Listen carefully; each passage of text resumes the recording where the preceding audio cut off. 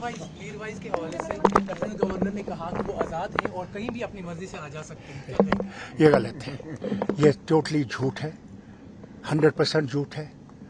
وہ کہیں باہر نہیں جا سکتے, وہ جامع مسجد نہیں جا سکتے. یہ کب تک یہ جھوٹ بولتے جائیں گے؟ اگر وہ آزاد ہیں تو پھر کیوں وہاں پہ فورس رکھی ہے؟ کوئی اس کے دروازے میں اندر نہیں جا سکتا. No question of it. Are you able to interview Mirwaiz? Then, if you can't interview Mirwaiz, then is he free? There you are. It's before you.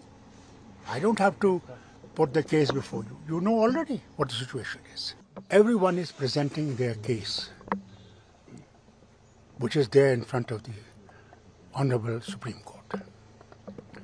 Now, earlier also, if you remember, 2 judgments have been given by the Supreme Court in favor of the 370.